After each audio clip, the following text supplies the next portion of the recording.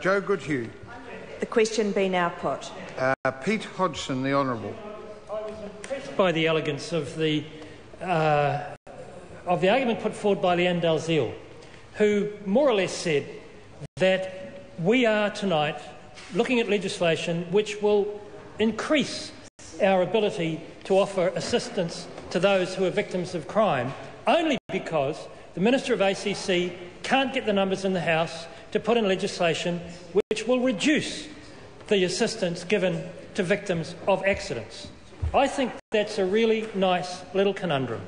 The government has found itself at war again, second time this week, but this time over ACC legislation.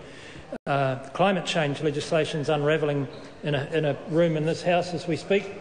But in respect of this legislation, here we are looking to improve the lot of victims for crime.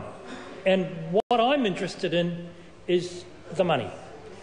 I wonder if Chester Burrows if he would be kind enough to indicate that when he spoke, he said that, I didn't hear him, I think he said that there was a 4-year revenue stream expected of either 13 or $30 million. Was it the 13? OK, so $13 million. And presumably that increases as each year goes by, Mr Burrows, because there'll be an implementation period and then there'll be a backlog, and the backlog will get slowly cleared, or it'll never get cleared, but it'll get slowly, the payments will increase. So $13 million, and I think if I heard Chester Burrows correctly, the costs of the collection were thought to be somewhere like $1.1 or $1.2 million. Well, I've got a few things to say about that. The first is that earlier today we passed money laundering legislation, and when that bill was put into the House, the Ministry attempted to put some figures in the regulatory impact statement but failed. And so we had legislation that had no dollar figure in it.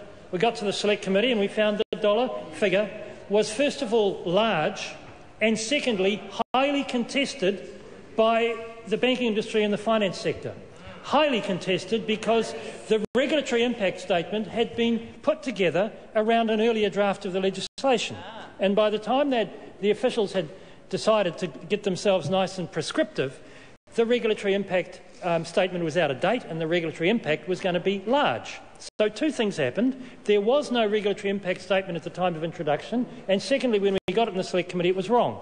Now, in this case, the regulatory impact statement, signed off by the Ministry of Justice as being a complete and total and accurate and fulsome impact statement, hasn't got a dollar figure anywhere near it. It hasn't got a dollar figure anywhere near it. But if we take Chester Burrows as being the man who's got the correct figures, let's pretend at the moment that his figures, and I'm sure he's given them accurately, but of course they will have been derived from the Ministry of Justice, in whom I have little faith on these matters, then we will see that the cost of collection appears to be somewhere in the order of a quarter of the revenue. Now, no inland revenue system in the world would operate with that level of inefficiency. And so the question is, given that this government wants to improve productivity and wants to improve efficiency and wants to reduce back office bureaucracy, how could one possibly deal with that? Well, Clayton Cosgrove had a pretty interesting argument which he put forward, which was that the much more efficient way to do it would be to take the money off private schools and give it to victims. Very, very. You only need half of it. And I think the Minister would agree that even if we are getting, say, something like up to $4 million a year for victim support, that doesn't meet the needs of the Victim Support Service. I think people would agree with that. I don't think anyone thinks that we can give decent victim support for $4 million.